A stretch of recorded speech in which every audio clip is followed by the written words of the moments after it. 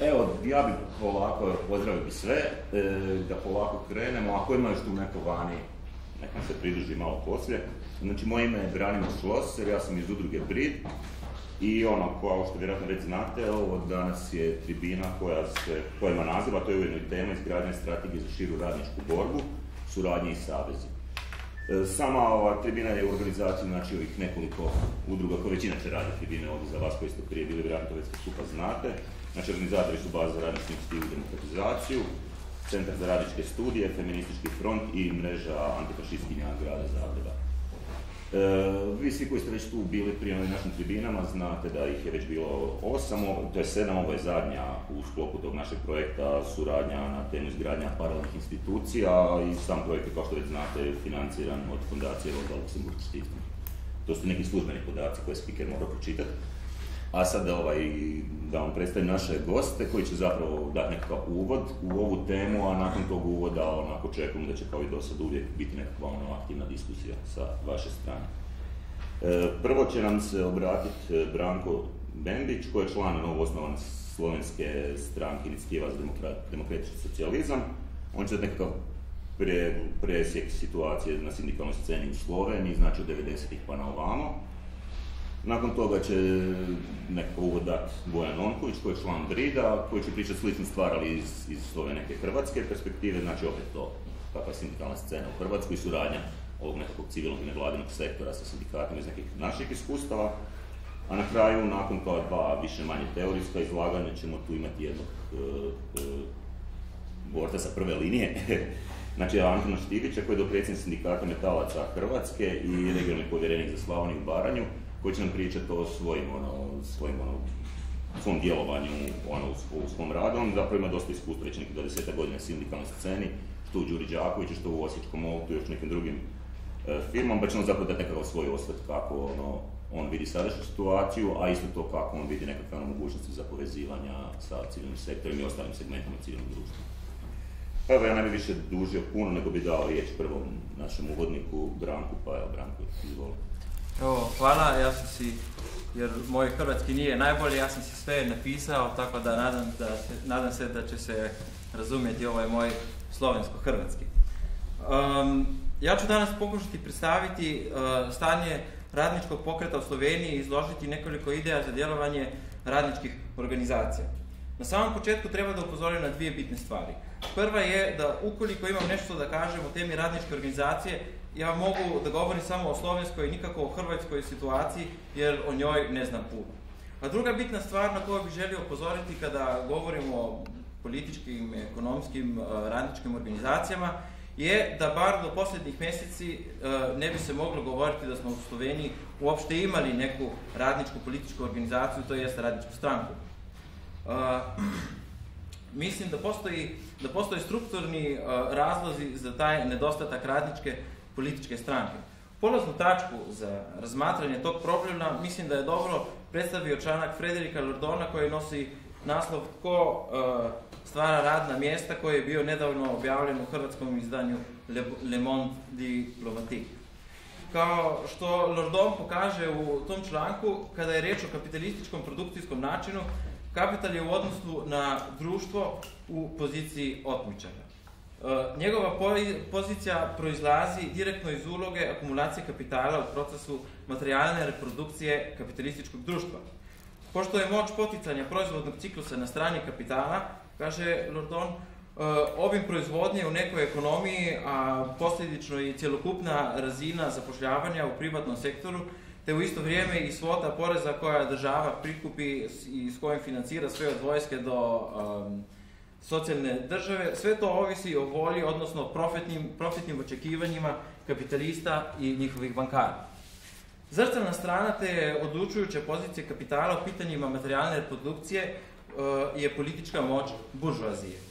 Naime, ukoliko je profitabilnost proizvodnje odlučujući faktor za materijalnu reprodukciju kapitalističkog društva, onda nije teško pokazati da partikularni klasni interes buržoazije objektivno to znači za mene da unutar koordinata kapitalističkog produkcijskog načina slijedi i same strukture ekonomskih i političkih odnosa, dakle da partikularni klasni interes zbog toga taj interes buržoazije objektivno postaje opći društveni interes. Dalje, to ima vrlo značajne implikacije za pitanje mogućnosti vodenja neke progresivne politike sa strane jedne radničke stranke u parlamentu. Naime, ako bi neka lijeva stranka pobjedila na izborima sa programom neke radikalne promjene, koja bi nemilosrdno zarezala u prerogative kapitala, i kad bi taj program pokušala sprovesti, ona bi se u trenutku trebala suočiti s jakim otporom sa strane domaćeg i stranog kapitala, koji bi pokušao da napusti zemlju po svaku cijenu i išao bi na štrajk. Da bi imala ikakve šanse da odolji tom pritisku, ta stranka trebala bi imati skoro neograničnu potporu domaće radne klase, koja je, međutim, danas u Sloveniji fragmentirana i unutarnje rascepljena.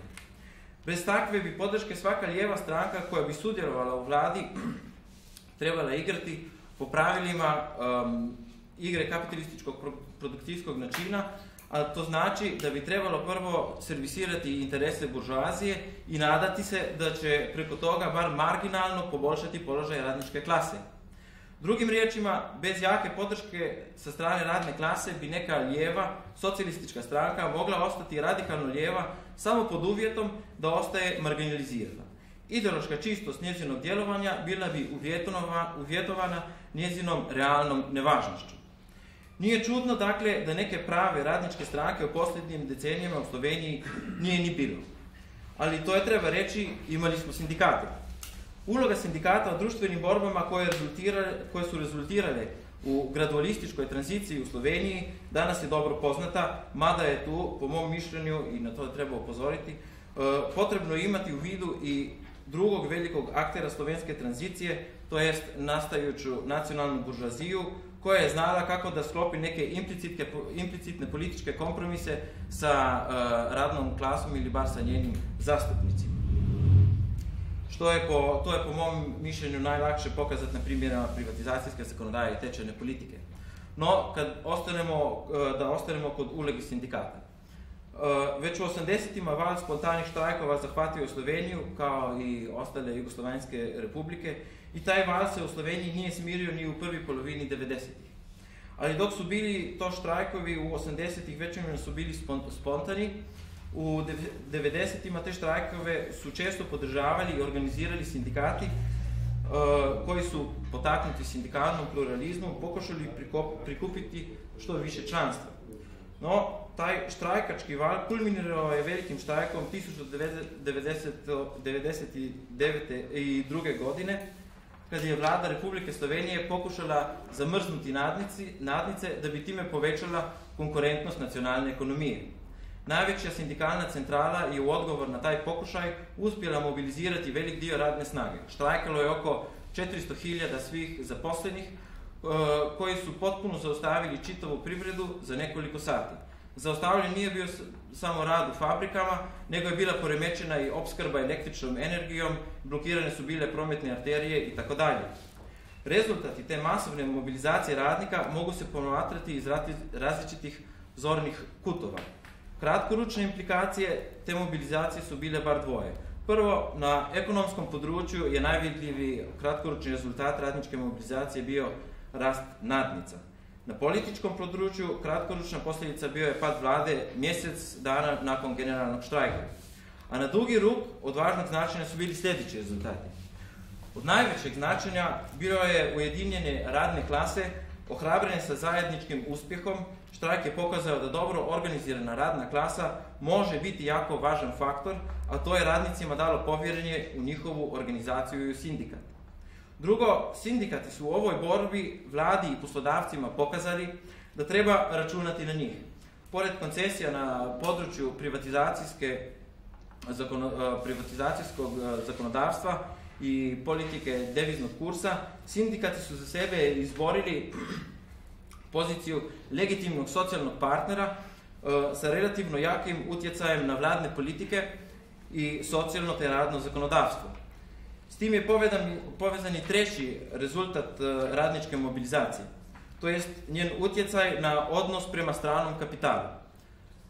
Dok su u većini drugih istočnoeuropskih zemalja poduzeća bila prodana investitorima iz inozemstva i privredni je razvoj diktirao strani kapital, u Sloveniji su privatizacija koja je favorizirala zaposlene radnike i menadžment, pa isto tako relativno visoke nadnice, pa centralna banka čija je tečajna politika do neke mjere kočila dotok direktnih stranih investicija. Svi su ti faktori na koje je snažno utjecala moć slovenskih sindikata osigurali smjer privrednog razvoja koji se u velikoj mjeri oslanjaju na domaće vire. No, koliko god bili sindikati uspješni, mi ne smijemo zaboraviti da jedinstvo radne klase koje se u borbi konsolidira i organizira nije dano jedan put zauvijek. Kao što je pokazao italijanski operacionist Romano Alquati, ne postoji jedna permanentna forma jedinstva radne klase, nego treba radna klasa osvojiti jedinstvo svojih pokreta svaki put kad potaknut jednim uspjehom u klasnoj borbi kapital pokuša da je fragmentira, prelazeći na neku novu razinu tehnologije. Alquati na tom mjestu govori o industrijskoj kontrarevoluciji. No, nesporno je da tehnološki razvoj nikako nije politički neutralan, da on ima svoje mjesto u klasnoj borbi. Međutim, nasilje mašina nad ljudima nije jedini način kojim kapital odgovara na jedinstvo radne klase. Mogli bismo reći da dok na razini kapitalističke produkcije koja stvara kolektivnog radnika, rađa se radnički kolektiv. Kapital je uz izdatnu pomoć buržoaske države, međutim u posljednjim decenijama jedinstvo razne klase razbio na razini kapitalističke cirkulacije. Mi možemo u tom pogledu, to jest u pogledu razbijanja jedinstva radne klase u sferi cirkulacije, da razlučimo bar dva aspekta. Jedan je aspekt stvaranje poduzetničke kulture radnika, a drugi je fragmentacija radničkog pokreta. Ta su dva aspekta tesno vezana na fenomen segmentacija tržišta radne snage. Što se tiče uvođenja poduzetničke kulture, taj je aspekt dobro vidljiv kad je u pitanju rast samozapošljavanja u odnosu na najamni rad. Propadanjem i prestrukturiranjem velikih korporacija u početku tranzicije, brojni su radnici u tim poduzećima izgubili posao i bili su prisiljeni u manje formalne oblike zaposlenosti, recimo u samozapošljavanju, koje je isto tako jedan od rijetkih oblika zaposlenosti koji je porastao u vrijeme posljednje krize.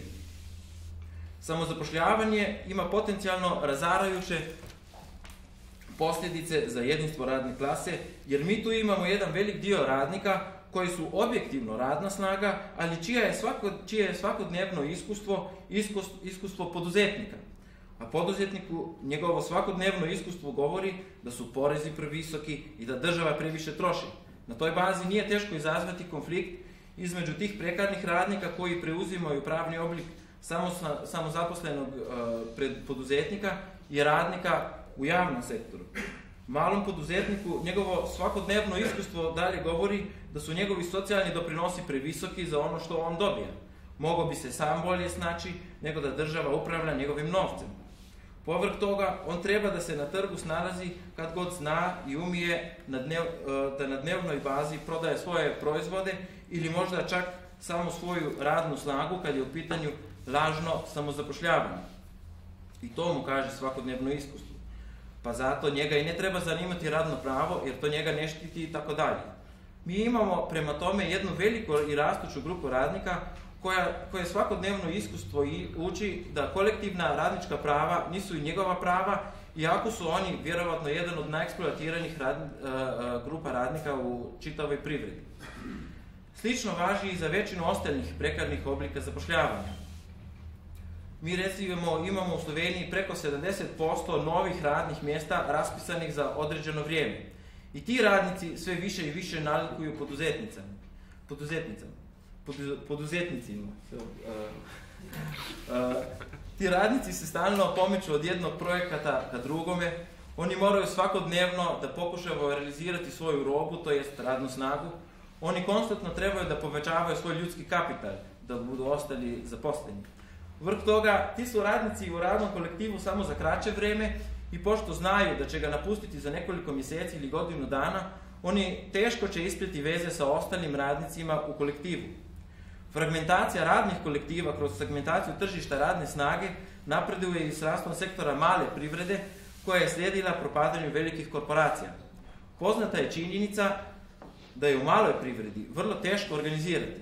tamo su kolektivi mnogo manji, tako da je teško uspostaviti neku sindikalnu mrežu, a odnosi s poslodavcima su više osobni nego u velikim kolektivima gdje se ljudi međusobno hrabre i osjećaju se jake u odnosu na šefove. Dalje, puno se velikih kolektiva raspalo na manje jedinice u kojih radnici još uvijek rade svi zajedno, ali sad pripadaju različitim firmama. Često se događa da neki radnici budu outsourcani subkontraktorima koji su potpuno ovisni od firma za koje rade. Kad je jedan dio radne snage dobro sindikalno organiziran i nastavlja da uživa prava koja su bila izborena, dok je drugi dio ispostavljen fleksibilizaciji i prekarizaciji rada, puno je teže ujediniti snage različitih grupa radnika jer su njihovi kratkoručni interesi često različiti. Dobar, možda čak i paradigmatski primjer takvog razdvajanja radnog kolektiva je Luka Koper. Naime, u Luki Koper prekarizacija je bila napravljena administrativnim putem i tako da imamo sad jezgrene i periferne radnike. Tamo su stranci koji su zakonom o strancima ostali bez permanentne radne dozvole, oni se sad zapošljavaju kod subkontraktora, iako su nekad bili regularni radniki. Ti subkontraktori dalje su samo ilegalne agencije za zapošljavanje. Efekat uvođenja tog tržišta radne snage u luku je oštra disciplinacija radne snage. Zaposleni kod subkontraktora ili čak i sami subkontraktora naime gube posao ako se pobune. Radnici dalje imaju možda i zajednički interes, svi zajedno, obje grupe radnika možda imaju na dugi rok zajedničke interese, pošto je super eksploatacija za prekarce i na drugoj strani nelojalna konkurencija za jezgrene radnike. Ali je segmentacija koja prouzručuje fragmentaciju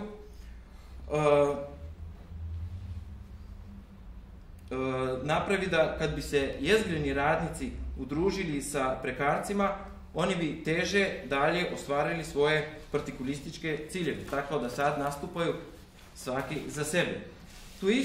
Tu istu logiku samo perpetuirajuće segmentacije i fragmentalizacije mi ćemo naći kad je u pitanju čitav sindikalni pokret u Sloveniji. Sindikati su u posljednjih 10 godina izgubili velik dio članstva.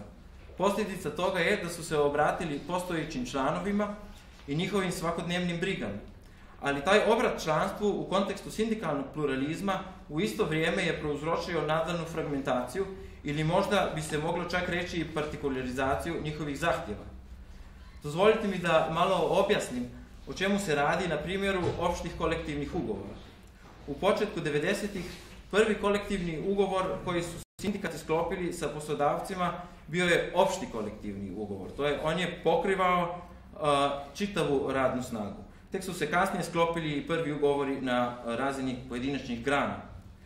Ti su opšti ugovori pokrivali skoro čitavu radnu snagu i kasnije je postalo u 90-ima i dalje, kasnije je postalo sve teže i teže sklapati nove opšte kolektivne ugovore i ti ugovori su pokrivali sve manje i manje područje radničkih prava, dok posljednji nije istekao 2010. godine, kad je oko 80.000 radnika ostalo bez ikakvog kolektivnog ugovora. U čemu je trik? Jedan od najvećih sindikalnih konfederacija u Sloveniji pokušala je da sklopi novi opšti ugovor za privatni sektor i počela je pregovarati sa poslodavačkim organizacijama, ali to nije moglo proći. Pregovori su uvijek nekako ušli u slijepu ulicu. Ali problem nije bio toliko u poslodavcima koliko u samim sindikatima. Naime, veliki i snažni sindikati koji si mogu izboriti povoljne uvjete u svojim kolektivnim ugovorima, boje se da će im poslodavci u primjeru sklapanju opštog kolektivnog ugovora otkazati njihove granske kolektivne ugovore ili da će ih taj opšti ugovor samo ometati kod sklapanja boljih ugovora za njihovo članstvo, to jest granskih ugovora, jer će im postaviti neke granice preko kojih poslodavci neće ići. Rezultat toga je da je skoro 10% cjelokupne radne snage bez ikakvog pokrića kolektivnim ugovorima, jer ih njihovi sindikati ne mogu izboriti, dok veliki sindikati ne žele staviti na kocku svoje vlastite pregovaračke pozicije da bi ujedinjeni sa malim sindikatima izborili jedan dostojan opšti kolektivni ugovor. I dalje, kad bi centrala, to jest vodstvo konfederacije, predložilo da se ide u akciju koja bi pomogla da se organiziraju oni manji sindikati, da bi mogli sami za sebe da se pobrinu, ali bi takva akcija valjda trebala financirati u značajnu financijsku podršku većih sindikata, odgovor sa strane tih većih i snažnih sindikata bio bi nema šanse. Uzeći u obzir tu rascijepljenost radničkog pokreta, po mom mišljenju problem jedinstva radne snage, radne klase jedno je od glavnih pitanja radničkog pokreta u Sloveniji. Opće uzeto, problem radničkog pokreta jest kako rešiti kvadraturu kruga. Radna klasa se formira, organizira i mobilizira u klasnoj borbi, u klasnom sukobu, u kojem se radnici međusobno podržavaju i gradi se solidarnost radničke klase. Međutim, sama ta solidarnost je potrebna da bi radna klasa mogla voditi tu borbu. Drugim riječima, radnička solidarnost je rezultat, a istovremeno i uvjet klasne borbe. Ako sad pokušam izložiti nekoliko ideja na kojima bi po mom mišljenju mogla da temelji politička akcija, organizacija radničkog pokreta, ti principi bili bi sljedeći. Prvo, kad je u pitanju mogućnost politike jedne radničke stranke, mislim da bi ona trebala da svoju organizaciju gradi odozdo i da svoj politički rad utemelji na ekonomskoj borbi. Za to su dva razloga. Prvo, zašto ekonomska borba? Dok jedna parlamentarna radna stranka treba da preuzima odgovornost za funkcioniranje nacionalne ekonomije i dakle, pošto je u pitanju kapitalistički način produkcije, ona treba da osigura uvjete za kapitalističku akumulaciju, to se od ekonomskih organizacija ni ne očekuje. Moć sindikata je baš u tome da oni mogu da groze ometanje procesa kapitalističke akumulacije. Drugi je razlog da samo ako jedna organizacija radnicima pomože da se oni sami organiziraju u njihovoj svakodnevnoj ekonomskoj borbi protiv kapitala i buržoaske države, ona će moći da steče njihove poverenje. Povrh toga treba reći da radnici ne iskušaju direktno stvari kojima se bavi vlada. Recimo, ne iskušaju direktno ekonomsku politiku Europske centralne banke ili fiskalno pravilo, a isto tako oni ne iskušaju direktno stvari koje su zanimljive sa stajališta teoretske borbe. Mi ih jednostavno mislim da ne možemo direktno nagovoriti tim problemima, mada su ti problemi teorijske i političke borbe od presudne važnosti. Što oni doživljavaju je šikaniranje sa strane šefova i vlasnika, niske nadnice, otpuštanja, nesigurnost u vezi svog materijalnog položaja itd. I tačno na toj razini treba da ih stranka nagovori, a to može najbolje napraviti direktno u ekonomskoj borbi. Samo ako mi pristupimo radnicima u njihovom svakodnevnom iskustvu, mi ih možemo mobilizirati. Teorija je, međutim, konstitutivna za sam radnički pokret, jer tek ona stvara mjesto s kojeg je moguće pristupiti problemima radnika na jedan progresivni način, to jest ona stvara mjesto s kojeg je jedino moguće formulirati jednu istinski radničku političku liniju. Zato je tu, po mom mišljenju, pravo mjesto radničke stranke. A to je ne toliko da ona vodi, nego da poveže te tačke radničkog pokreta, to jest da zahvati energiju nezadovoljstva koja proizlazi iz problema s kojima se na dnevnoj bazi susreću radnici, organizira je i kanalizira u klasnu borbu. To jest u političku borbu, što ona može da napravi samo kad se poslužuje prave teorije. Kakva bi mogla onda da bude jedna konkretna strategija? Što se tiče strategije, odgovor mislim da je vrlo jednostavan. Kroz akcije ekonomske borbe u kojima radnici, različite grupe radnike solidarno podržavaju jedan drugog, potrebno je graditi jedinstvo radne klase i usposobiti je za političku borbu. A kakva treba da bude taktika za postizanje tih ciljeva? Prvo, stranka bi trebala da radi uz ekonomske organizacije radnog pokreta, to je sindikate, i da djeluje kroz njih. Stvarati novi sindikat mislim da ne bi bilo mudro, jer to bi samo pridonijelo fragmentiranosti slovenskog sindikalnog pokreta. Drugo, potrebno je, po mom mišljenju, raditi na organizaciji ekonomsko neorganiziranih radnika. To su valjda oni segmenti koje je najteže organizirati, a to je većinom prekarna radna snaga, koju sindikati do sada nisu još doumili kako joj pristupiti ili pak joj nisu mogli pristupiti zbog svoje specifičke organizacijske strukture. S druge strane, ako bi se u sudjelovanju sa sindikatima uspješno pristupilo tim još neorganiziranim radnicima, efekat bi bio najveći jer ti radnici često rade u najmanje povoljnim radnim uvjetima i aranžmanima. Dalje, ova je grupa, to jest prekarci, od sve većeg značaja jer je većina novih radnika mjesta baš atipičkih i prekarnih. Povrh toga, taj segment radne klase nije ograničen na neku industrijsku granu, nego je raspršen po čitavoj privredi i tako nema šansi da se ga organizira drugčije nego na klasnoj bazi. Napokon, ako se može pomoći radnicima u njihovim svakodnevnim borbama i ako im damo nadu, lakše ćemo ih uvjeriti da oni pomognu nekoj drugoj grupi radnika ili nezaposlenih. Treće, najprije bi trebalo, po mom mišljenju, organizirati one prekarce koji imaju neku pozicijsku moć. Tu su u pitanju bar dva aspekta pozicijske moći.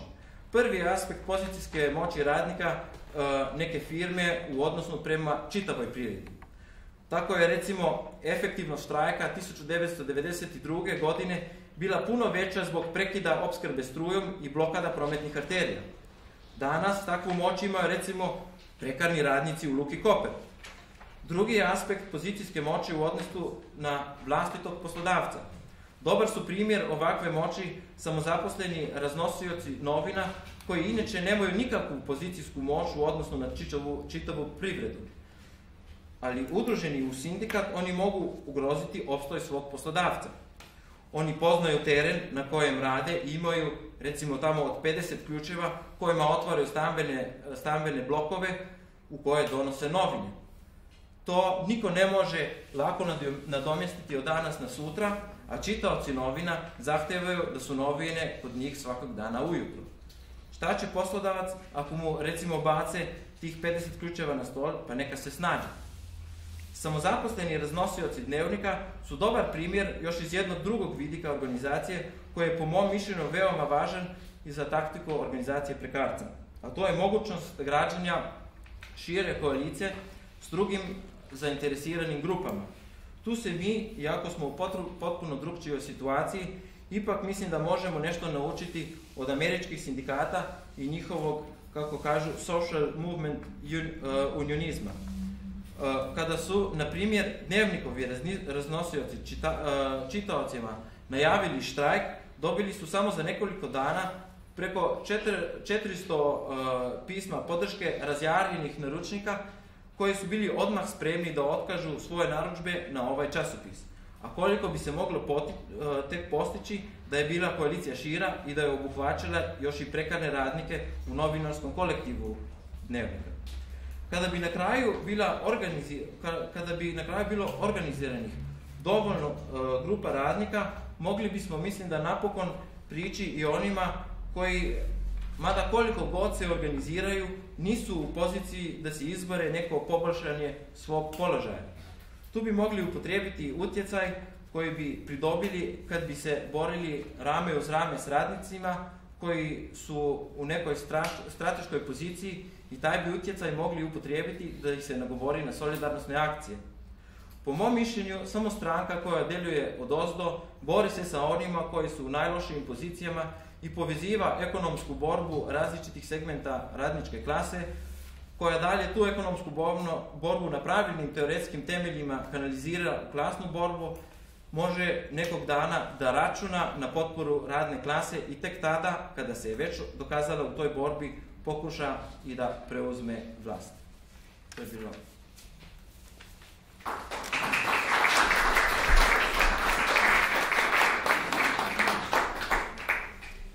Ja bih se zahvalio Branku na njegovom izlaganju i čestitke za hrvatski jezik, super. Ako neko ima sad nešto što bi baš onako, odmah nakon ovog njegovog izlaganja htio nadopuniti, komentirati ili pitati, može. Ali ako je, možda će zapamtiti to pitanje za kasnije, možemo da možda nakon sva tri, nakon još ova druga dva izlaganja, onda krenu sa pitanjima i sa diskusijom. Tako ako ima neko ko bi nešto htio sad odmah nadodati, pitati. 1, 2, 3. Ne. Ok, onda sad se selimo se znači iz Slovenije u Hrvatsku i sa ovog nekog stranačkog političkog djelovanja se selimo više manje na neki sindikalno i civilno-društveni sektor o kojem će nam više pričati Bojan iz udruge Brid. Pa Bojan, izvoli. Ja bih se htio zahvaliti Branku na sjajnom izlaganju i zapravo otvorio mi je dosta tu nekih točaka što bi probao obraditi iz nekog svog neposrednog aktivističkog iskustva. Dakle, Branko je dobrim dijelom govorio o razbijanju jedinstva radničke klase i fragmentiranje radničkog pokreta. Pa da, to zapravo svakodnevno gledamo, zapravo još od 90-ih sindikalna struktura u Hrvatskoj nažalost bila takva da su sindikati bili organizirani ili po granskom tipu ili po strukovnom tipu, što samo po sebi nije ništa loše, zapravo ne mora biti ništa loše, ako tu ne postoji nekakav jak kohezivni faktor. Taj kohezivni faktor može biti recimo u obliku nekakve središnjice, koja će dakle, tu nekakvu partikularnu interesnu logiku prijeći. Ali nažalost mislim da to nije bio slučaj. Jednostavno središnjice su bile preslabe da bi moć granskih sindikata, da ne kažem obuzdale, ali da bi dakle financijska sredstva granskih sindikata preusmjerile u središnjicu i onda da bi sa tim novcem da bi mogli financirati neki tip sindikalnih programa i sindikalne infrastrukture koja je nužna. Nekakva kratkoročna interesna logika granskih sindikata je dakle, da se napravi nekakav povoljan kolektivni ugovor u vlastitoj branši ili u nekakvom vlastitom poduzeću gdje se već djeluje i to je legitimno. Ali problem je to, ako ćemo ostati tako partikularni, onda ti kratkoročni benefiti će biti samo kratkoročni. I to recimo vidimo danas u lošoj percepciji sindikalnog pokreta. Dakle, recimo, sindikati koji djeluju unutar, na primjer, Zagrebačkog holdinga, to je poduzeće koje organizira zagrebačke komunalne usluge. Dakle, u javnosti se često govori da su to ljudi koji su jako zaštićeni, koji imaju dakle, visok nivo prava i ti sindikati se brinu samo za svoje članove. Dok se naravno ne brinu za nezaposlene, za prekarne radnike. To je dakle argument koji se stalno izvlači, koji dakle i vlada, i lokalne vlasti, i poslodavci stalno nameću na nos sindikalnom pokretu. I sad dakle pitanje je kako prijeći taj nekakav uski strukovni i granski interes. Pa recimo jedan način je recimo kroz nekakve šire društvene koalicije sa različitim akterima sa civilne scene i općenito društvenim aktivistima. Na primjer, ako dakle postoji pritisak da se privatizira recimo komunalna usluga odvoza smeća, dakle, ako će samo to ostati na razini sindikalne borbe, sindikata koji djeluju dotičnim firmama, onda će dakle vlasti lako to etiketirati kao borba za nekako partikularna prava, ali ako dakle se povežemo sa nekakvim nevladinim udrugama iz sfere zelenog aktivizma i iz sfere prava na nekakvu kvalitetnu javnu uslugu, onda dakle možemo napraviti nekakvu širu koaliciju. I mislim da je to nekakav put gdje sindikati trebaju ići, dakle stvaranje tih širih koalicija sa širim društvenim akterima. Što je još rečeno, dakle problem prekarizacije i mladih radnika. To je ogroman problem hrvatskog sindikalnog pokreta ili struktura sindikaliziranih radnika je nažalost dobrim dijelom naslijeđena iz Jugoslavije. Dakle, ljudi koji imaju sreću da rade u firmama koji su koje su postojale još za vrijeme Jugoslavije su po defaultu nastavili biti članovi tih sindikata. Mladi radnici obično dobivaju ugovore na određeno ili neki drugi oblik prekarnih ugovora i nemaju nekakav veliki motiv da postanu članovi sindikata i nije ni pametno da postanu članovi sindikata, jer je velika šansa da im poslodavac neće produžiti ugovor nakon što se sindikaliziraju. Sindikati se, nažalost, nisu baš previše bavili tim problemom i zato danas imamo to što imamo, da je sindikalno članstvo sve starije, da mladi nisu sindikalizirani i da, naravno, akcijna sprema takvih mladih ljudi je dosta niska. Mogu sada na nivou anegdote ispričati neki dan kad smo bili na štandu i skupljali potpise. Ljudi starije generacije potpisuju i prijemčivi su za, ili su potpisali ili potpisuju i uglavnom su benevolentni prema toj akciji prikupljanja potpisa protiv outsourcinga u javnim službama. Dok mlađi ljudi to je tako polovično, ja bih rekao, u najbolju ruku. I sad zašto je to tako? Pa naravno nisu ti mladi ljudi krivi, problem je isto između ostalog i sindikalnog pokreta, ali općenito i akademske zajednice i medija i proizvodnje nekakve znanja i svijesti o solidarnosti. Ljudi iz srednjih godina i stariji imaju nekakvu kolektivnu svijest samoupravljanja iz Jugoslavije, koliko god to samoupravljanje bilo tako ponekad slabašno i nominalno, postoji svijest da čovjek ima pravo nekako da definira neke odnose unutar vlastitog poduzeća i odnose u društvu, dok mladi ljudi su nažalost odgojeni u toj nekakvom ideologiji individualizma. I kako sad tome probati doskočiti? Pa između ostalog što isto bilo, što često pričamo o tome, dakle proizvodnja nekakvog znanja i sindikalni mediji. Sindikalni pokret još uvijek je dosta, god da je tako fragmentiran i slabašan, još uvijek je dovoljno jak da može dosta ozbiljan otpor napraviti. A sad taj ozbiljan otpor, to nije samo na riječima, on se ne mjeri u radikalnosti izjava sindikalnih čelnika, već u nekakvoj akciji ozbiljnoj. A ta ozbiljna akcija je zapravo kontinuirani nekakav rad. Dakle, koliko je nekakva središnjica ili neki sindikat spreman odvojiti novca za nekakvu sindikalnu infrastrukturu. Pod sindikalnom infrastrukturi mislimo stručne službe sindikata, dakle zaposleni ekonomisti, zaposleni pravnici, onda portali, nekakvi novine, nekakve dosta novina i tiskovine što sindikati tiskaju su zapravo samo se bave nekakvim pričama iz nekakvih svakodnevnog života radnika, izleta i tako nekakvih zabavnih sadržaja, što mislim da nije baš dobro. Mislim da je dakle ta izgradnja medija bitna ne samo za djelovanje na van, ne samo za djelovanje na van, za mijenjanje percepcije javnosti o ekonomskim i radničkim pitanjima, već i za nekakvu unutarnju politizaciju i izgradnju stava. Sindikalni pokret, nažalost, nema stavu jako puno bitnih pitanja, od nekakve fiskalne politike do monetarne politike, pa nažalost ni do outsourcingu, recimo, dosta sindikata do jučer nisu baš imali stavove o outsourcingu, iako dobar dio njihovih članova zapravo je sindikaliziran u takvim sindikatima koji djeluju unutar javnih službi i koji će biti na udaru outsourcinga. Zašto je još recimo bitno povezivanje sindikata i nekakvih širih društvenih aktivista, pa recimo iz pozicije manjih sindikata, bitan je taj rad sa članstvom.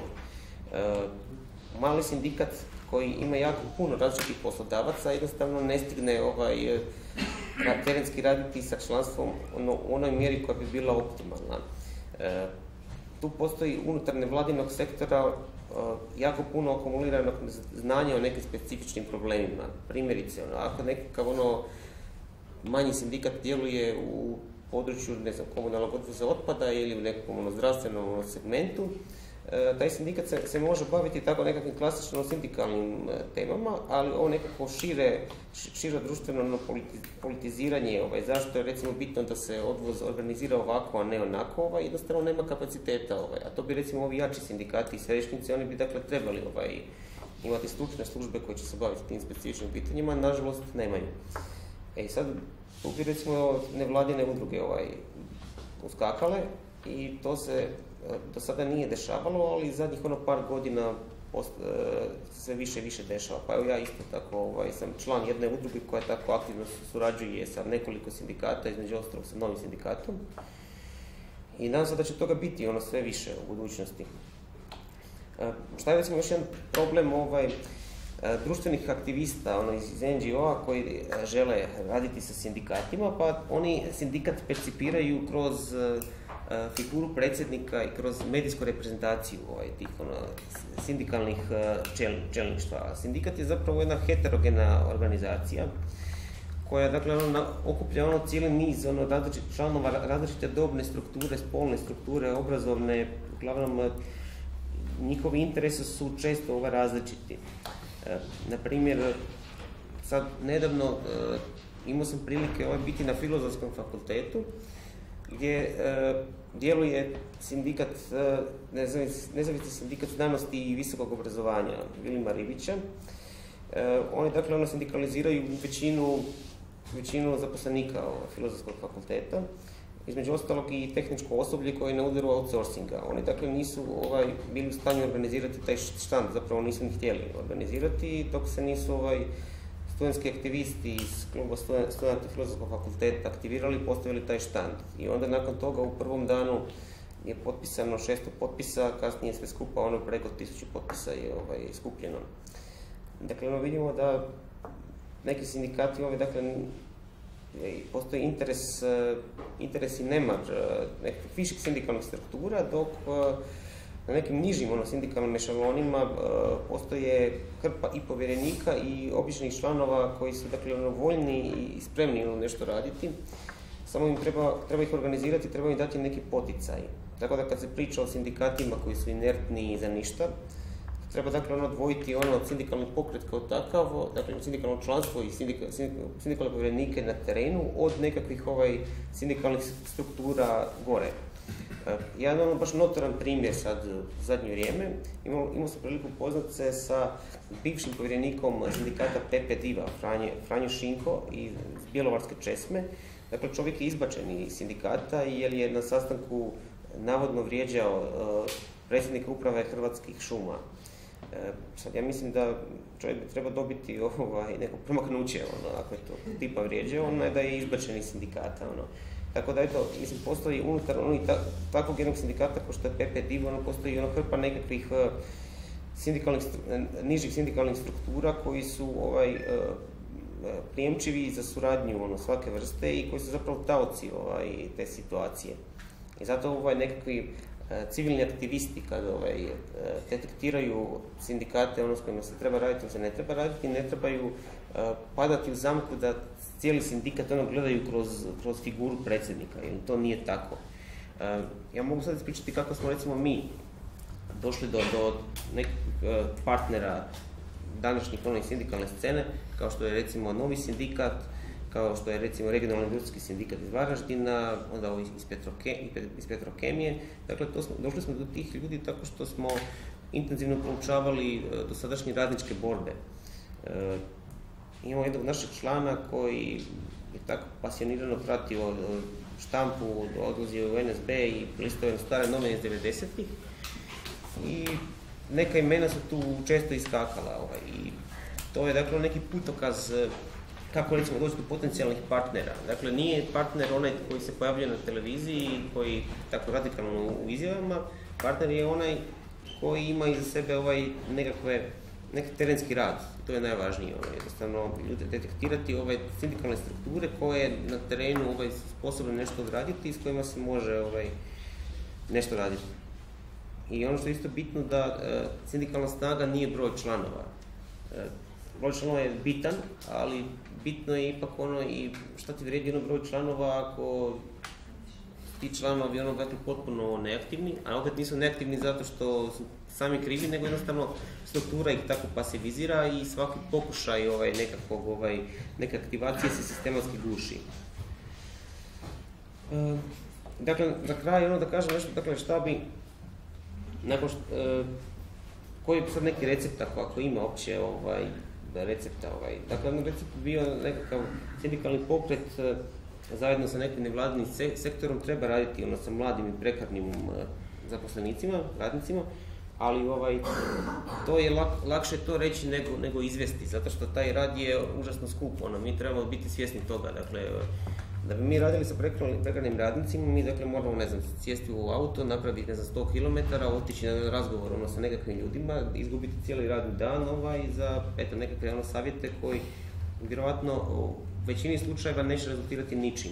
Ali i to je tragedija da recimo takve stvari obično rade nekakvi manji sindikati koji baš i nemaju puno financijskih sredstava. Tragedija je to da recimo velike sindikalne središnjice nemaju jednostavno svoju sindikalnu infrastrukturu i odjele koji će biti samo specijalizirani da rade sa takvim prekarnim radnicima. A sad zašto je to bitno? Pa to je bitno upravo da ovu nekakvu logiku podjele na stare radnike, mlade radnike, zaštićene radnike i ove prekarne, da to probamo razbiti. Sjajno, recimo, što smo pričali prije, Anton što je pričao, jedna od metoda borbi protiv prekarizacije je i ubacivati u kolektivne ugovore restrikciju zapošljavanja radnika u tim nesigurnim oblicima i nadam se da će nam reći nešto o tome, jer to sjajno. A isto tako tu je i Mario, Suzana i Branka koji su imali slučaj agencijskog rada u Croatia Airlinesu koji su tako vrlo uspješno suzbili. Onda isto tako što je bitno je povezivanje sa akademskom zajednicom. Evo tu je jedan pripadnik akademske zajednice. Za akademsku zajednicu vrijedi isto ovo što sam pričao o sindikatima. Dakle, ne treba opet upatiti u nekakvu viziju, nekakve homogene akademske zajednice, nego tu treba isto detektirati aktere s kojima se može surađivati i te aktere isto treba probati nekako osamostaliti od akademske zajednice, da njihova reprodukcija ne ovisi o njihove plaće na matičnoj instituciji, nego da sindikat bi recimo imao nekakav think tank koji će proizvoditi znanje i analize, a te znanje i analize će naravno opet onda koristiti za nekakvu novu problematizaciju nekakvih tema kroz novine i portale. Dakle, što je isto riječi u potrebi teorije. Ja ne mislim da je teorija loša, postoji često u radničkom pokretu taj nekakav otpor prema teoriji kao nekakvom apstraktnom teoretiziranju nasuprot nekakvoj realnoj borbi na terenu. Ja mislim da je to komplementarno i da je to samo pitanje nivoa apstrakcije. Mislim da se teorijski okvir se mora koristiti u pisanju nekakvih tekstova koji će se baviti konkretnim radničkim problemima. I mislim da je povezivanje sa akademskom zajednicom nužno. Recimo Danijela Dolenec je napisala sjajne tekstove na Halteru i to je recimo putokaz kako se treba raditi sa ljudima iz akademske zajednice. Eto. Tako da, ne znam, mislim da sam rekao otprilike nekakve točke, pa eto, prepuštamo riječ Antonu, da vam kažem nešto iz iskustva rada u Slavonu. Okay.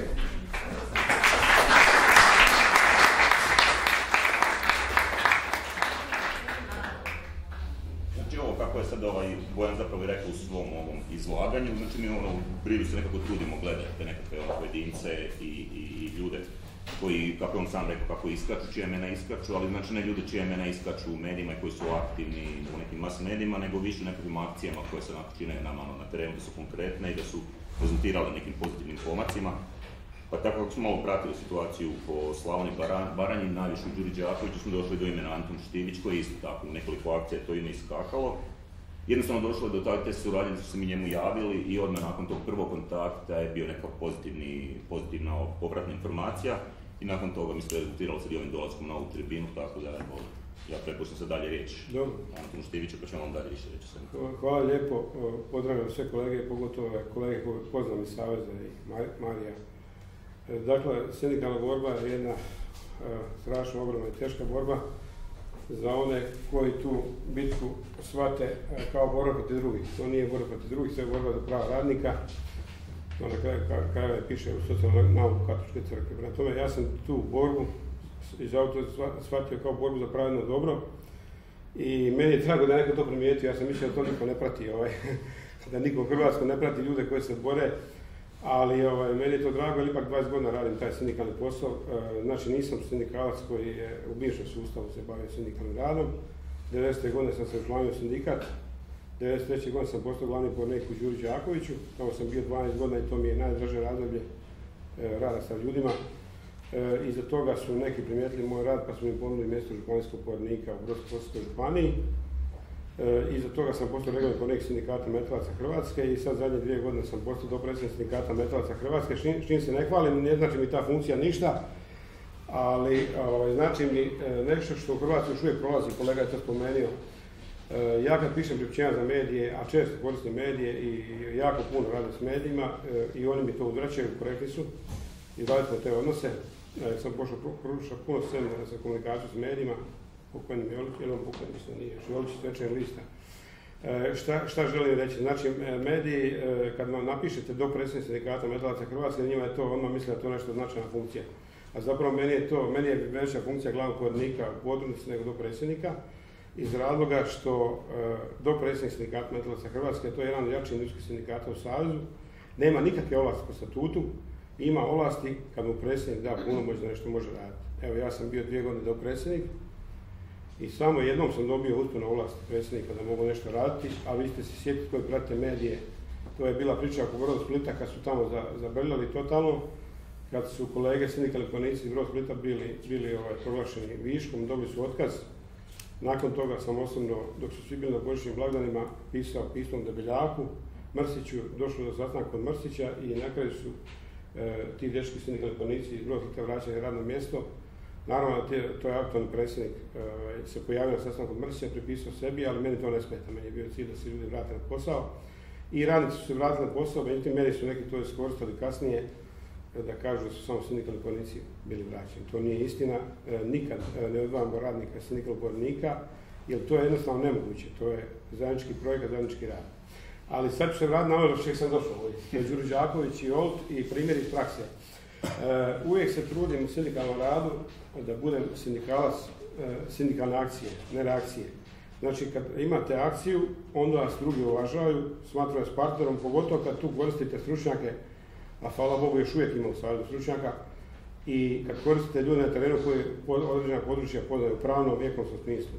Na tome, sve naše akcije koje radimo na terenu, radimo suradnju sa stručnjacima i zapravo mi je drago da se sad Brid javio, sad ćemo njih koristiti.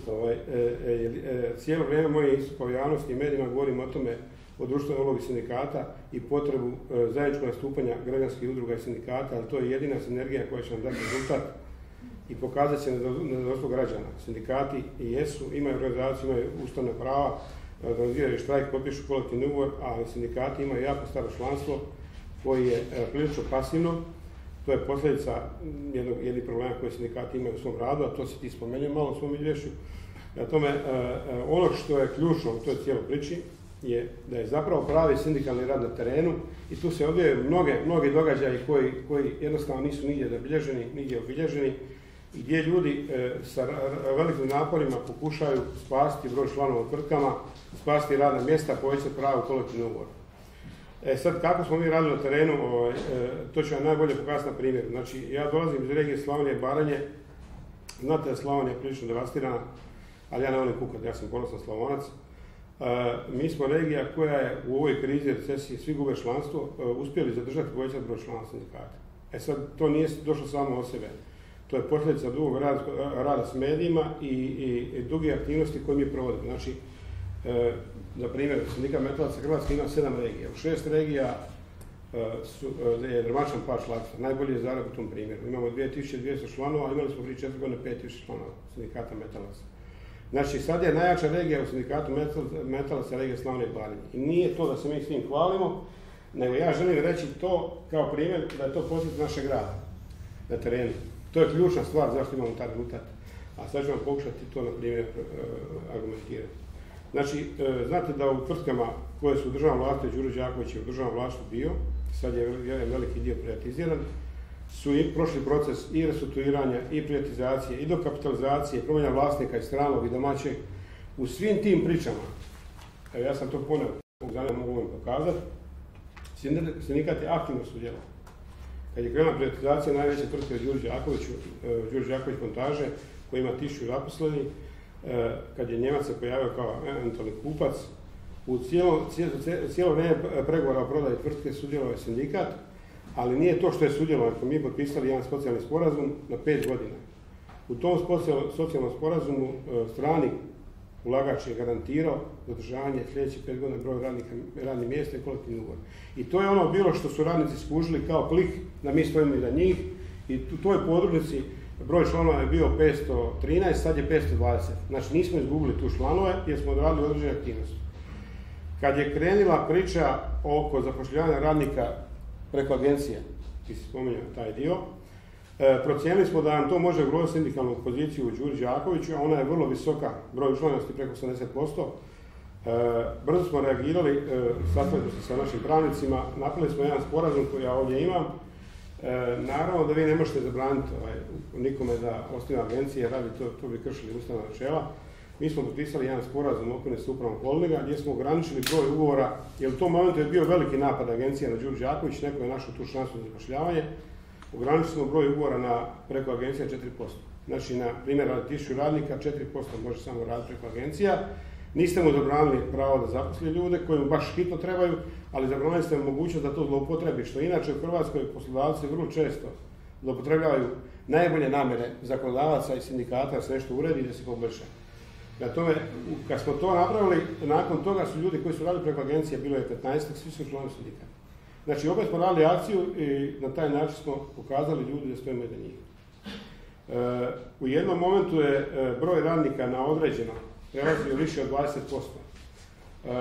Radnici su dolazili, molili su da nam nešto učinimo, rekli su mi se želimo učlaniti u sindikat, ali mi nemamo nikakve garancije da ćemo kad izađe ugovor na određeno ostati raditi u toj tvrtci i ne vidimo motiva da se učlanimo u sindikat.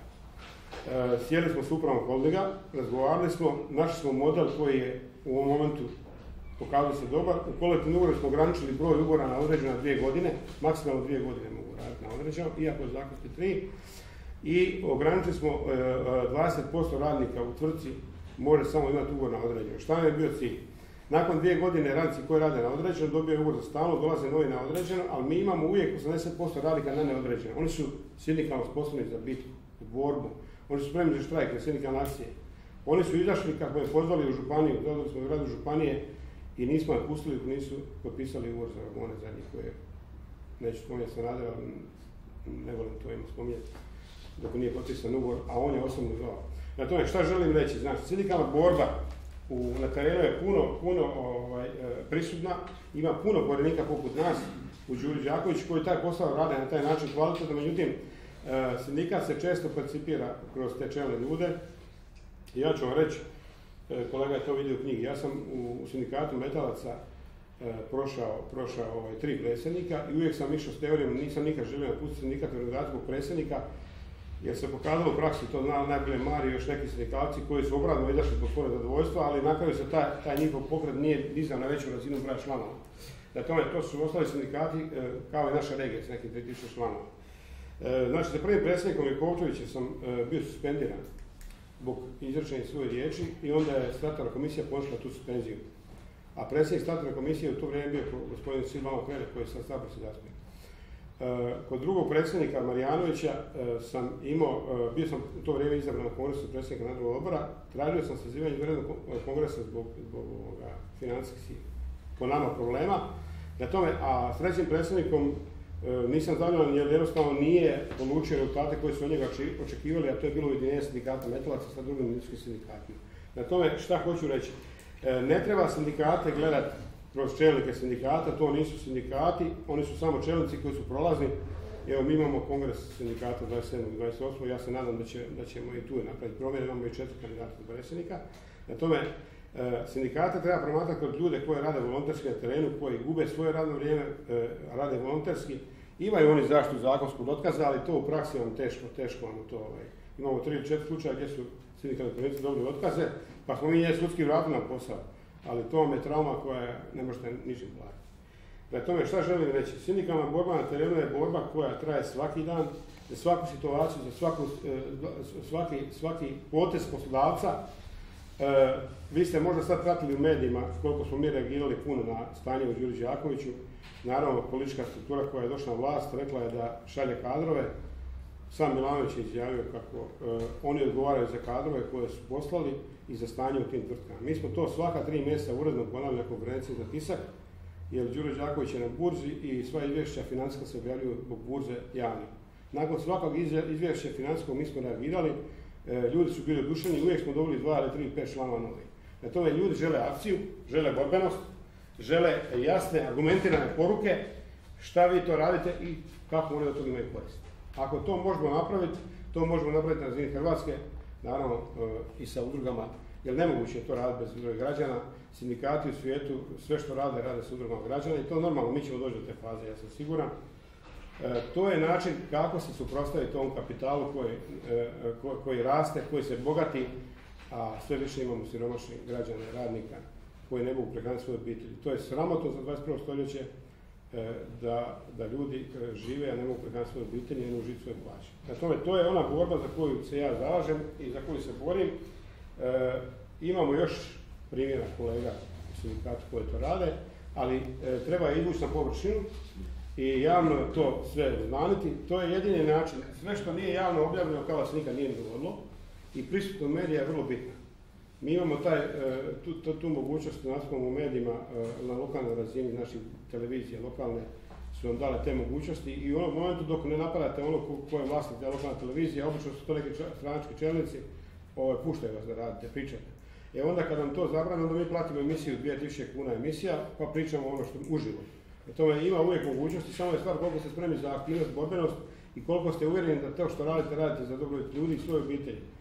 Meni je strašno bitan motiv da moj unuk Petar koji ima 3 godine, nas se prvi dan krenuo vrtić, ne mora raditi to što mi radimo.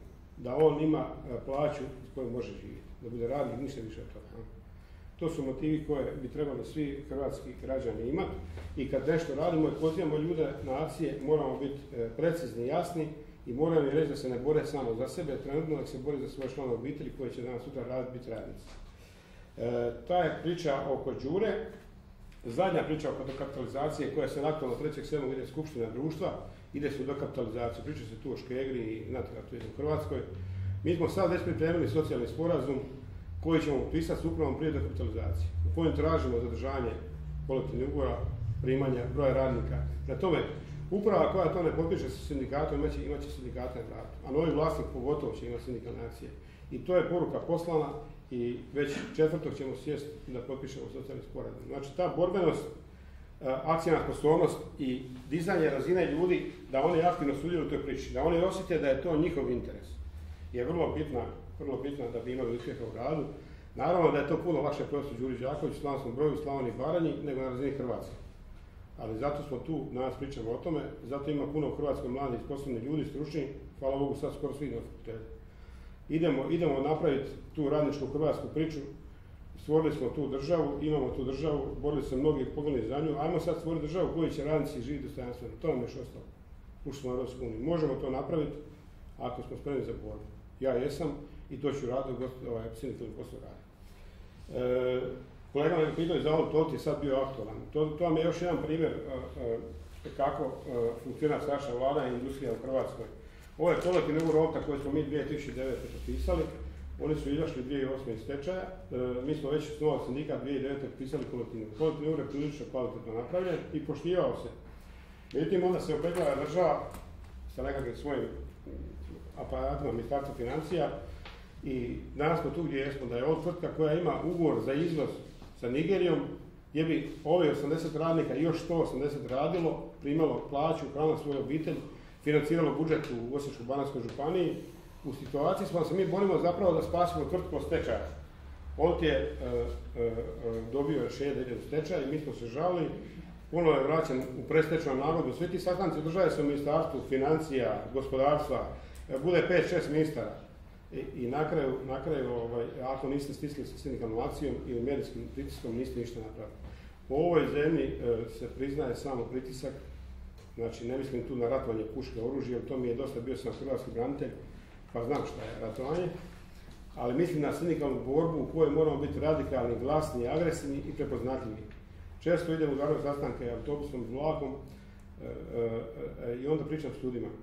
I kaže mi jedan čovjek, kaže, pa dajte, stavite, da vam zahtjevi budu jednostavni. Stavite da je struja došla 17% skupla, kad svi ćemo izaći van. Znači, ljudima trebate slati zahtjeve koji su prepoznatljivi, gdje se oni prepoznaju.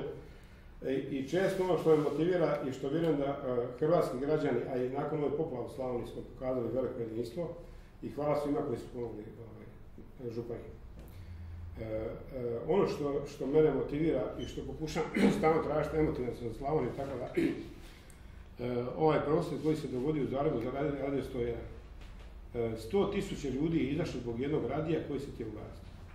Nije ljudima trebalo nikakve drugi klik, samo jedan klik je bio i 100.000 ljudi izašlo. Mi to možemo. Hrvatski građani i radnici to mogu napraviti. Moramo samo analizirati i popiti stručnjaka kod sebe kako doći do tog klika da građani sudjeluju sa sindikatom zajedno akcijom. Sindikat nisu čelnici sindikata, sindikat su članovi radnici koji pošteno zarađuju svoj kruh i plaću koji živi njihove obitelji. Jesam bio dovoljno? Ne. Tako da, evo, to su neki primjeri. Znači, u zadnjih 8 godina u Slavoniji i Baranji nijedna tvrtka nije, naravno, govorimo o sindikatu metalaca koji pokrivam, ne mogu govoriti o druge, nije došlo u stečaj. Evo, volite sad bio, pa smo ga vratili iz mrtvi. Šta hoću reći, sve naše aktivnosti su bile preventivne. Nismo mi djelovali kad se dogodilo 3 ili 4 mjeseca na isplati plaće. Mi imamo kolektivni ugovor u Đuri Đakoviću gdje je ugrađeno sva materijalna prava do maksimalnih iznosa. Imamo ugrađeno garancije ako se poslodavac ne poštiva kolektivni ugovor, da se nikad ima pravo na štrajk i vrijeme provedeno štrajku snosi poslodavac. I to smo ugradili. Ali masa drugih smo stvari ugradili zato što smo imali oko sebe stručnjake i što smo ono što nismo znali pitali, a imali smo snagu i borbenost. I tu snagu i borbenost držali smo stalno na toj razini da ljudi uvijek kad im kažemo sad morate izaći. Evo, zadnja konferencija za tisak, samo jedan primjer koji je održan po pitanju Đure Đakovića. Konferencija za tisak je održana u 11 sati, u 3 sata je bio poziv ministra Vrdoljaka, na njegov poziv smo išli na sastanak. On nas je zvao, nećemo mi trebali sastanak, on nas je zvao da bi za 4 dana napravili Evropsku uniju ili 5 predsjednika uprave, koji zaista nije imao rezultate. Meni je gospodin Kovačević drag, ja sam s njim korektne odnose partnerske. Ali to meni ništa ne znači ako on nije uvojio posla da radnici imaju čemu živjeti i raditi. Na tome, siguran sam da u Hrvatskoj svi oni koji rade pošteno sindikalni posao i spremni su na borbenost i mogu to prezentirati i radnicima i članovima, imaju rezultate, imat će uspjeha i sindikalni pokret ima budućnost u Hrvatskoj, jer Hrvatska je radnička zemlja, da se razumijemo. Neki dan su objavili podatak da je 84. 5. 6. nemojte me sad držati, industrijska proizvodnja u Njemačkoj bila 34%, a u Hrvatskoj 33%. Mi smo sad na 13% industrijske proizvodnje, a Njemačka na 30%. Na tome, rješenje za sve probleme Hrvatske je industrijska proizvodnja, vraćanje radnika u tvornice, a ne za zavod zapošljavanje. Evo, to je to. Hvala.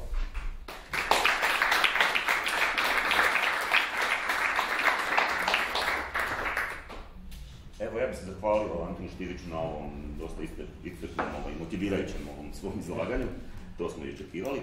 Pa sad bi ja pokrenuo tu nekakvu diskusiju i naravno mi smo diskusiju otvorene za pitanja i za komentare na sve ovo što smo čuli od sva 3 današnja naša izlagača.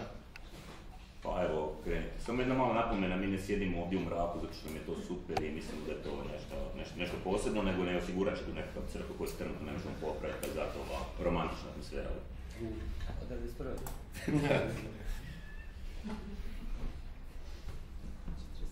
Evo, ima neko pitanje, komentar? I sad biti onaj prvi da krene. Ajde, da probijemo. Da, vaši. Evo, prvo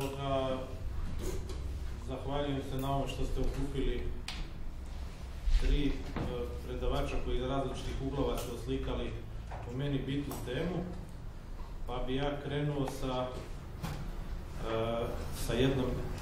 sa jednom isto malom analizom, počevši od ovoga dijela. Da, može se istina kolektivnim ugovorima puno toga napraviti. I imamo i mi odličnih primjera, recimo kad je kolega spominjao Luku Koper, mi imamo na primjer u jednom segmentu riječke luke, ali nažalost tamo gdje su vlasnici Filipinci sada, imamo dogovor kolektivnim ugovorom, na primjer zabranu zapošljavanja putem agencije kojim bi došlo do smanjenja broja zaposlenih domaćih radnika.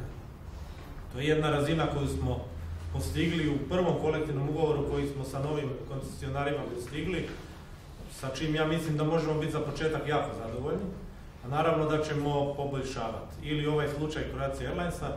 Međutim, mislim da treba malo šire početi gledati. Recimo, meni se jako sviđa ova rasprava o općem kolektivnom ugovoru, jer mi imamo stvarno sve veći broj hrvatskog radništva, formalnog ili neformalnog, koje uopće nije pokriveno i koje na ovaj način kako mi organiziramo sindikalni rad zadnjih 20 godina, za idućih 10 neće biti gotovo nitko pokriven, jer broj tvrtki koje imaju 200 ili više zaposlenih nestaje, broj malih tvrtki se povećava, znači tu se mora nešto promijeniti u tom pristupu i mislim da, ja znam da je negdje, već 90-ih smo odustali od tog modela općeg kolektivnog ugovora, ali mislim da ćemo se morati tome vraćati. Kolegi samo za neku observaciju, osobno to bi ja na samo da ne opterećujem skup, što se dešava kad se koji izdvaja, to bih htio raspraviti, jer nisam se ja izdvojio, nego sam dobio otkaz. Da, pa mislim, ali to ćemo posebno.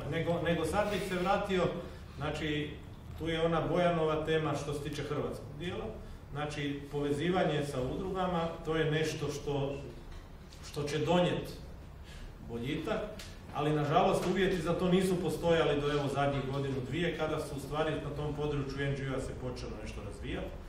I ok, na sindikalnoj sceni još uvijek je tu dosta tvrdo, pretvrdi su stavovi, do sada još nije došlo do zbiljnjeg pojedinja, ali doće sigurno.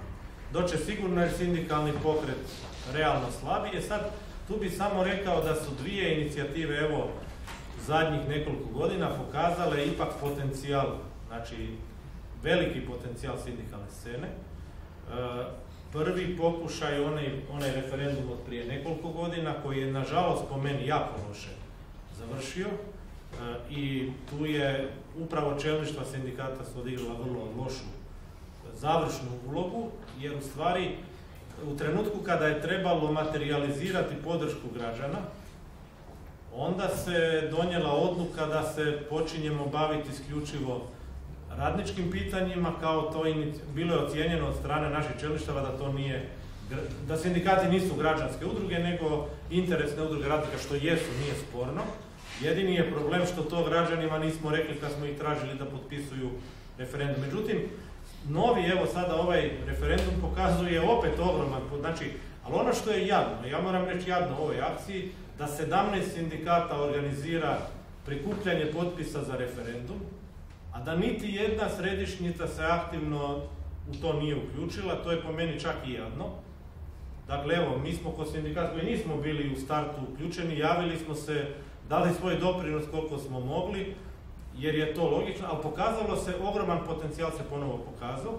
Nadam se da ovaj put neće biti izigrano, čini mi se, ide u pravcu da neće, ali nikad se ne zna do kraja, znači dok se taj referendum ne raspiše i dok se jedanput ne zakuca. Dakle, dok sindikalna scena ne pokaže da ima ne samo potencijalnu, nego i kinetičku energiju. Da možemo i realizirati i da se stvarno realizira, da se taj zakon izglasa.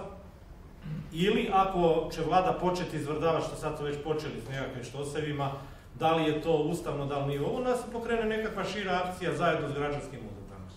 Sad tu dolazimo na, ja bih sad komentirao kolege iz Slovenije, jedan dio koji mi se čini da fali u listi prijedloga. Znači, osim povezivanja sindikata i udruga, ja isto ko što ste vi rekli ne poznam situaciju u Hrvatskoj, ja ne poznam dovoljno u Sloveniji, nije da ne poznam ništa, ali ne znam dovoljno. Međutim, definitivno sam uvjeren i u Hrvatskoj i u Sloveniji niti vi, niti mi nećemo ništa napraviti bez internacionalizacije. Čini mi se da to u tom prijedlogu vašem meni je falilo, jer sve više se suočavamo s tim problemom u Hrvatskoj. Dakle, mi možemo voditi bitke sa našim vladama. I naša i vaša vlada, svi to već jako dobro vidimo i znamo, su marionetske vlade koje u stvari mi ne biramo. Mi ih biramo formalno na izborima, to je smiješno. To je sve lakrdija, to je dakle taj nekakav sustav u koji smo sad zapeli, koji će se morati mijenjati u konačnosti, ali sad je još takav kakav je. Dok je takav kakav je, mi moramo se povezivati sa moćnijima. Pa vidimo da u cijeloj Europi dolazi do tih socijalnog raslojavanja sve većeg, da su sve jači pokreti radnički, nažalost i neki drugi. Ali mi bi se trebali povezivati sa radničkim pokretima i formirati tu nekakvu snagu na nekoj široj međunarodnoj razini. Vi u Sloveniji definitivno i mi u Hrvatskoj ne možemo svoje probleme riješiti sa svojim vladama. Mi možemo smijeniti vladu, nismo napravili ništa jer će nam opet delegirati druge. A delegiraju nam preko medija, toliku snagu, tu je Bojan malo načeo temu, nemamo mi tu snagu da formiramo medije koji će uistinu moći plasirati ljudima nekakva istinska razmišljanja, koji će do kraja moći otvoriti oči. Jer gledajte koliko smo mi bombardirani, državni mediji, dakle, to je jedna snaga, ali svi ovi privatni. Mislim, ajde, ja uvijek sinonim uzmem Jutarnji list, ne? Ali svi su isti, Jutarnji, Večernji, dakle to novili, mislim, svi manje više pišu uz neke izuzetke, nađe se koji novinar koji nešto probija, ali načelno svi nas pune sa istim idejama koje su loše, koje ljudi kad čitaju, u stvari stječu dojam da je ovaj kapitalizam valjda idealno društvo, sve je to super, ajde male su tu sad greške, malo ćemo nešto popraviti, a mislim da moramo postati svjesni da nećemo i moramo suštinske promjene tražiti. I nema nikakvu svrhu nema nekakva radnička partija ako se neće ići na suštinske promjene. Mislim, ovo što ste rekli, ja se slažem s tim, ne može se radikalno odmah jer nećete napraviti ništa, ok, to je jasno, ali dugoročnu strategiju bi se moralo raditi na nekim radikalnijim promjenama, a ne, mislim, nekako, ne znam, preuzimanje vlasti. Pa imamo primjere dolazaka na vlast radničkih partija u nekim državama, što u konačnosti nije donijelo nikakve rezultate ozbiljnije, jer su se i te radničke partije u stvari identificirale sa postojećim režimima. Nažalost, evo, to je otprilike, ali fali mi, mislim, taj moment, mislim da tu, a hvala Bogu, čim ste ovdje, vidim da razmišljate u tom pravcu, pa onda se nadam da, eto, to. Mogu da odgovorim na... Da, prvo moram reći da se potpuno slažem tome što ste rekli o internacionalizaciji. Mene više puta kada vidim slovenski sindikati kako reagiraju, recimo, ja mislim da ni oni nisu doumili još kako da odoliju tom pritisku. Ja mislim da konkurentske države, kad je cijela privreda razumljena kao u konkurentskom odnosu sa nekim drugim. Da kažem jedan primjer. Kad recimo dođe nek neoliberalni udar, tako neko kaže, neki od političara kaže sada treba napraviti to i to, fleksibilizirati pa privatizirati ne znam što i smanjiti prava radnika. Naši sindikati kažu, i to je pod zastavom konkurentskog potencijala slovenske ekonomije, naši sindikati mislim da kažu oni, skoro uvijek oni kažu konkurentnost da, ali ne na taj način. Ja mislim da tu se pogrešilo kad se reklo konkurentnost da, jer tu smo mi odmah u sporu tu smo mi konsolidirani na nekoj nacionalnoj bazi i u sporu sa radnicima iz drugih država, iz drugih ekonomija. Tako da ja se to potpuno slažem, ali nemam nikakav odgovor još na to. Ne znam kako to. Mislim da je to težak problem i treba se ga... Imamo mi jedan prijedlog pa ćemo kasnije. Možemo.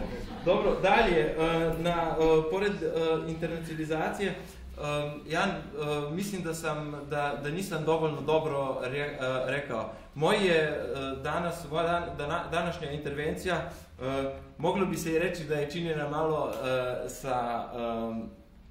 sa nekim pogledom na domaće dnevno-političke debate.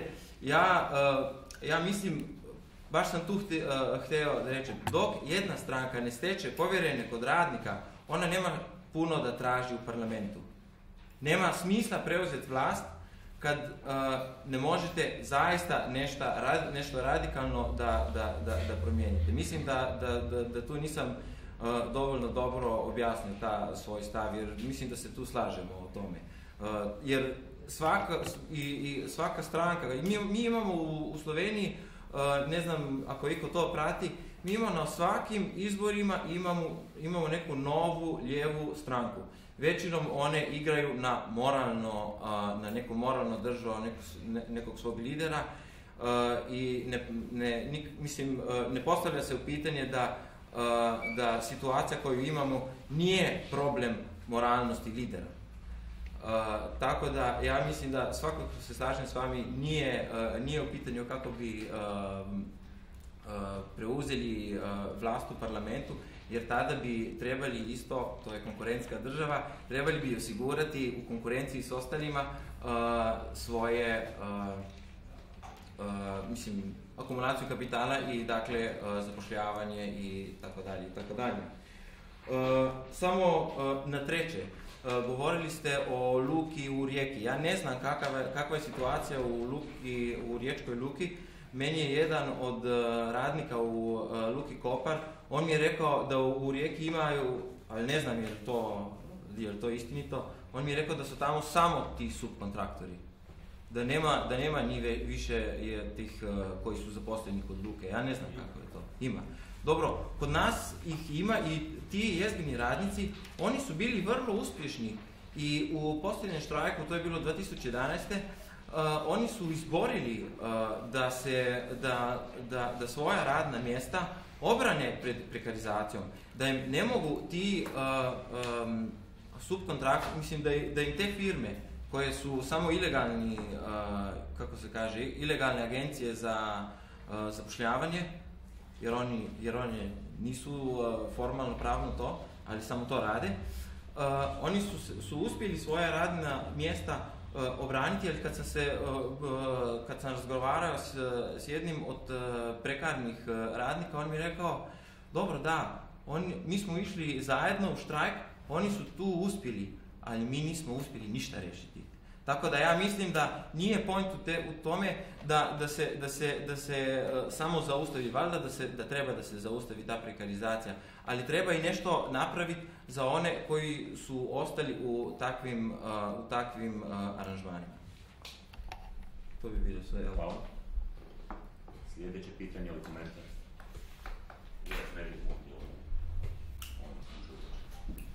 Ima još neko pitanje? Ne. Moja pitanje. Ovako, samo se sindikalci javljaju s pitanjima. Ima li ovdje itko tko je član sindikata? Ima. 1, 2, 3, 4, ima li još ko? Fino. Što sam htjela reći još nešto? Mislim da bi sindikati trebali ozbiljnije početi raditi raditi s ljudima, sa svojim članovima i na obrazovanju. Dizati razinu znanja i razumijevanja situacije i okolnosti koje nam se rade među radnicima. Mi smo imali sjajna pozitivna iskustva sa sindikalnom školom. Sindikalna škola je nestala. Ja ću vam reći jednu tipičnu rečenicu jednog od predsjednika sindikata. Kaj je tebi? Pa kaj vi tam s njima radite? On meni završi sindikalnu školu, a ja onda s njim imam problem. Dakle, to bi trebalo raditi. I drugo, mi moramo biti svjesni. Do prije nekoliko godina u Europi je bilo 20 miliona nezaposlenih. U Europi je danas 27 miliona nezaposlenih. U Njemačkoj U Njemačkoj po ovom Kurzarbeit zakonu radi 7,5 miliona mladih za plaću od 400 eura. Ja hoću reći, to je stravično kompleksno pitanje i to je točno što je Mario rekao i vidim da se i kolega složio, to se ne može rješavati na nacionalnim razinama, to se mora rješavati na globalnim razinama. Mi smo ovdje govorili o prekarizaciji rada, o zaposlenima, nismo govorili o nezaposlenima i koje su njihove šanse. Prema podacima Svjetske banke od prije 3-4 godine, globalno na svjetskoj razini, čitava jedna generacija ljudi je preskočena u smislu zapošljavanja. U smislu da će ikada naći posao i raditi. Dobro završava. Na smislu da se previše sindikalaca stalno javlja. I zašto ne? Pa to je smisleno. Hvala na ovom komentaru. Ne, gospođo, morat ćete sad. Može, naravno. Morat ćete samo, gospođo, riješiti ove visoko pozicionirane sindikalce, da oni svoju taštinu negdje podrede sindikalnoj sceni, pa onda će to iznjedriti, ne znam ja, nešto nego kad izađe na televizor, šta, pa ja sam najpametniji, ja sam najbolji. To mogu članovi, ali neće. Pa ne mogu članovi. Mogu, imaju, postoje pravila, članovi mogu, organi sindikata također mogu, ali niko neće, baš niko. Nikom nije ni stalo da baš bude predsjednik. Ispred sebe i kod sebe treba se dodat, pa se onda to može... Još nešto? Ne bi ništa, to je ono što je važno. Znači, sindikalna scena je rascjepkana, braniteljske su udruge rascjepkane, sve što je rascjepkano je dobro u toliko što državi tako to odgovara, ništa drugo. Tu nema dodatka, niti oduzimanja, niti ničega. To je ključno. Kad to ujedinite, kad to stavite na kup, onda ćete imati ili onda ćemo imati nešto. Ovako možemo sad samo tu, evo, još sat vremena, a mi moramo još se Slavonski Brod po Štiviću.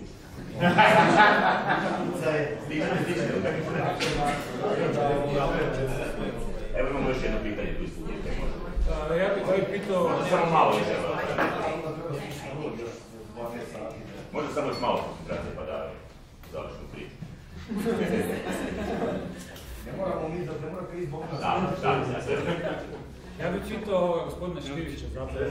S obzirom ste vi povjerenik za Slavoniju i Baranju. Zanima me zapravo kakvi su recimo problemi s kojima se vi susrećete u radu na tom području, u tom sindikalnom radu. Odnosno ono što ciljam je, znači, što bi vama zapravo, ajmo reći, znači što vama zapravo treba u tom radu da bi se taj vaš rad, odnosno da bi se efekti digli na neku višu razinu. Ili možda vam ne treba ništa, možda se dobro posloženo, pa onda možete nešto reći o tome. Rekli ste da zapravo jedna regija sindikata metalaca broj članova nije pao. To me ne čudi, s obzirom ako pogledamo gdje što se događalo recimo u Zadru, odnosno dole na Ugljanu prije koji mjesec, kako je to rješavano, nije čudo da je broj članova sindikata metalaca konstantno pada. Budući da oko vas ne pada, dakle pitanje je to, znači kako to uspijevate, odnosno što vam fali, što bi bilo dobro da imate da taj rad može bude još učinkovitiji, pa da se niti u Oltu ne događaju situacije kako se dogodilo, odnosno da imate veći, mogućnost još jačeg pritiska na vladu, poslodavcu, tako da je. Pa naravno, dobro ste primili, znači sindikat metalaca je u Pomorskom razdoblju ušao sa 18.000 nešto članova, sad ulazimo 13. Znači 5.000 članova smo izgubili i to je Brodosplit, treći ima privatizacija brodogradilišta i druge firme. Mi smo imali tu sreću da smo u 4 godine, neki dan sam vadio podatke, ne bi to znao na pamet, učlanili 1600 ljudi. 1600 ljudi smo učlanili, znači praktično smo učlanjivali, a imali smo negdje 1500 i nešto posjeta podružnicama. Ispada da svaka posjeta podružnica je jedan član. I to sam ja kolegama pokušao objasniti, da smo bili na terenu, da je to razlog. Šta bi nam pomoglo? Pa mislim, ja to stalno govorim, što više stručnjaka, Savez samostalnih sindikata naša središta je nekad imala masu stručnjaka, ne kažem da i sad nema određen dio ljudi, ali puno više ima. Za rad na terenu sindikalnom predstavniku ili sindikalnom koordiniku je bitna stručna podrška od pravnika, ekonomista, ljudi za PR, medije. Ja to sve koristim sa svojim poznancima, sa prijateljima koji tamo rade, koji su to radili, bili urednici Večernjeg lista i radili PR za gradonačelnika. Oni meni tu pomažu i zato ja mislim da je taj rad, ja volim reći da smo zadržali postojeće stanje i nešto malo povećali. To je realnost, jel? Ali samo zahvaljujući tome što su ljudi osjetili potrebu da mi nešto pomognete, nešto odradite.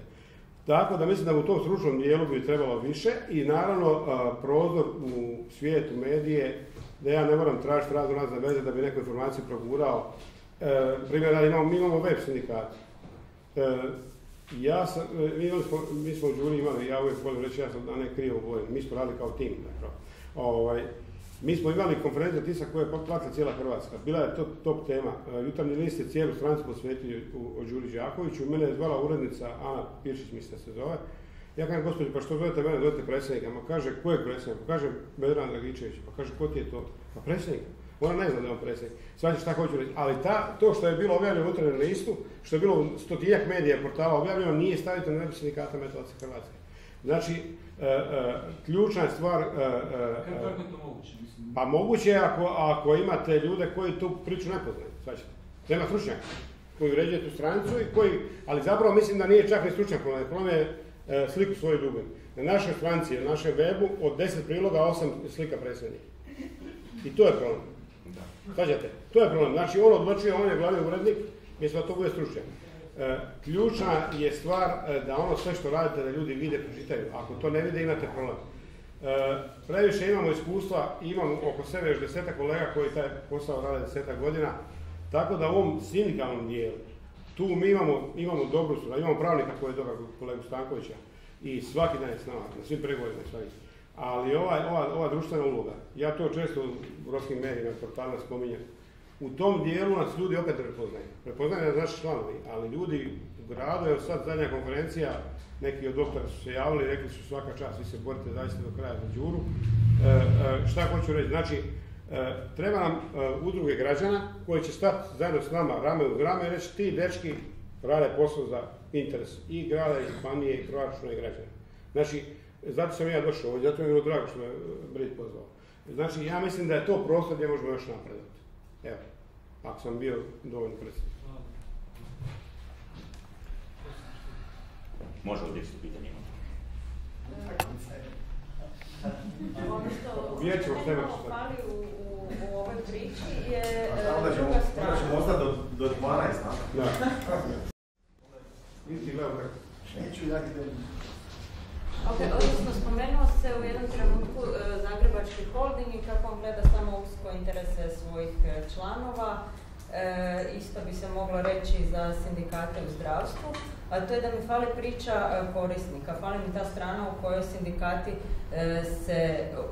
i u kojoj se vidi da se sindikati brinu i za nešto drugo osim samo ono nekog sitnog postotka plaće i prava svojih članova, odnosno kvalitete usluge i cijene usluge, pogotovo u ovim javnim sektorima. Recimo, mislim da puno više podrške i na puno više podrške mogli računati da se recimo bave i time kolika je cijena, recimo u ZET-u, kolika je cijena njihove usluge, kad je ta cijena skočila, nije se čulo ništa od strane sindikata ili barem to nije doprelo do javnosti. Isto tako svi znamo da se u tim poduzećima Zagrebačkog holdinga događaju razne malverzacije, financijske, ovakve, onakve i oko toga se ništa ne čuje od sindikata. Meni je jasno da je pogotovo u takvim tvrtkama puno ljudi zaposleno preko raznih veza i da se to drži kuš, ali onda se gubi podrška javnosti. Isto tako u zdravstvu percepcija je da liječnici i ostalo osoblje štrajka samo oko svoje plaće, a to što se javno zdravstvo srozalo do razine u kojoj je upitno kako će dalje funkcionirati, oko toga se od njih skoro ništa ne čuje, osim najopćenitijih izjava javno naše zdravstvo. Tako da mislim da bi na tome, da tu ima puno prostora za rad i da bi puno značilo tu se angažirati. Da, hvala na komentaru. Želi neko da smotriš pitanje? Hvala. Da, može vidim koji je. Mislim da spomenuti su bili i mediji i kolega je pitao kako je to moguće. Pa ja mislim da treba da pomislimo još i iz urnog kota, neću reći medija, nego samih novinara. Ja mislim da oni su isto potplaćeni, prekarni, preopterećeni radom i nije čudno da u takvim uvjetima oni samo reproduciraju vladajući diskurs. Da, ovo, apropo, dakle, neko širenje priča prema korisnicima i prema nekom širem društvu, pa ja mislim zapravo većina sindikata je dosta neupotrebljiva za takav tip suradnje i zbog toga je bitno jednostavno detektirati partnere s kojima se može raditi. Dakle, ne trebamo upadati u nekakav naivni prosvjetiteljski impuls, sad ćemo mi doći tamo nekom sindikatu i onda ćemo njih racionalnom pričom prosvjetliti i onda će oni krenuti zapravo neke šire društvene koalicije. Jednostavno strukture nisu takve, to su potpuno koštale strukture, koji to jednostavno ne zanima, njih zanima jednostavno da izguraju tako par godina i da se zaposle dalje negdje. Što opet kažem, ne znači da članstvo je takvo, ali jednostavno članstvo je oni su taoci te situacije i zato se ne slažem sa Jagodom, što je rekla da članovi mogu, ali neće. Mislim, teoretski mogu, ali zapravo... Ovo je praktično, to znači ne bi baš rekao. Svoje uloge aktivista. Pa ne bi baš, da, ali... Hoću reći da mehanizam postoji, ako se želiš angažirati, angažirat ćeš se.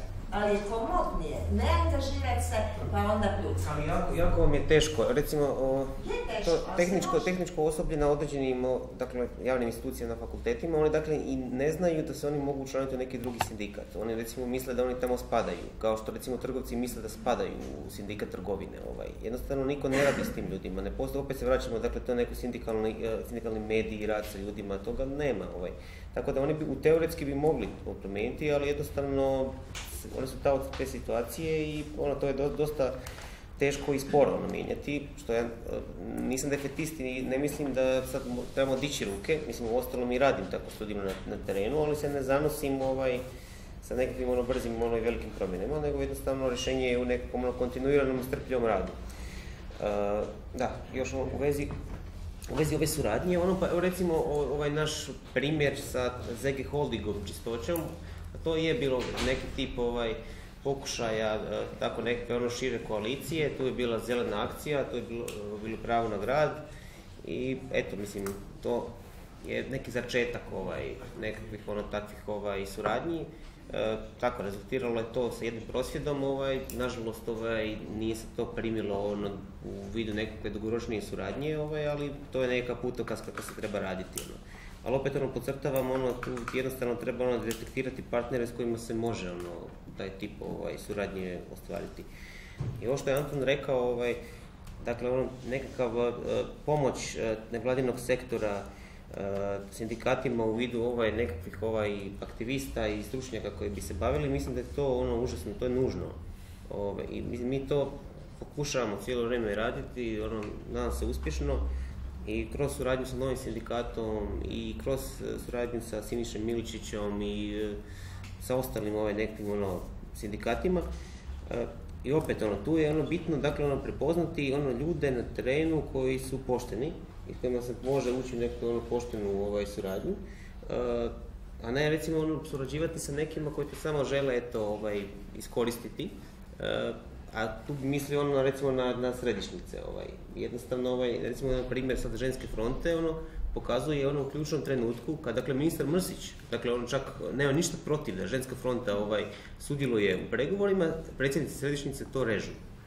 I dakle s takvim ljudima koji nastupaju sa figom u džepu je suradnja vrlo limitirana. I zato je bitno prepoznati iskrene ljude s kojima se može raditi. To nije samo jedna strana. Znači i vi ste bez fige u džepu. Naravno, ne. Obostrano. Proces je obostrano poznanje. Znači nije samo jedna strana. Da. Naravno, slažem se. Antonije, ćeš nešto? Pa ne, kolegica je dao primjer, to smo pričali malo prije sastanka, znači imamo situaciju gdje je čovjek rekao kad je poskupila struja, zašto niste napravili prosvjed i svi bi izašli, jer svima je poskupila struja. Znači, i onda ljudi shvate da sindikat štiti interese i građana. I onda stvara se ta sinergija, zajedničko nastupanje, zajedničkih problema. A onda se otvaraju priče i oko cijene, što ste vi rekli i svega drugoga. I tad građani vide zapravo da sindikat ima to društvenu ulogu, da štiti slabije i socijalni položaj radnika i građana. Evo, tu imamo još jedno pitanje, samo prije nego što krenemo na to pitanje, ja bih samo rekao da smo sad već tu negdje prilike sa vremenom koje je bilo predviđeno, a i s obzirom da ovdje pada mrak, da idemo ka tome da se, kako se zove, idemo malo prema kraju, ali naravno kao i uvijek na svim ovim našim tribinama, službeni kraj tribine nije zapravo kraj tribine, nego sad tek kreće prava rasprava, ali ćemo se preseliti na svjetlo. A i tamo gdje je svjetlo imamo i utakmicu, pa tako da će Sirica da izvolite izmine. Evo ovako, ja sam bio na dosta ovako sličnih skupova i tribina. Konstatacija je uvijek isto, da je zapravo sindikalni pokret, da je jadan i to je istina. Ja kao predsjednik jednog od sindikata priznajem i smatram da je 90% bi čelnika trebalo rastjerati i ostalih funkcionera sindikata. Isto tako, ja već duže vrijeme pokušavam negdje pronaći neke ljude na ovaj ili na onaj način koji su još ostali pošteni. Vidim ovdje su dvojica, a mislim da ih nema puno više. Pa neću dalje duljiti priču, dakle sve je istine, to ne treba se dalje uopće više time baviti. Sindikati i sindikalni čelnici, a posebno u središnjicama, su napravili sve da članstvo bude nezainteresirano i zato ti ljudi se niti neće sami javiti. Dakle, treba nešto drugo poduzeti, neke druge snage koje će početi drugačije raditi, informirati ljude, educirati da bi ljudi se uopće pokrenuli.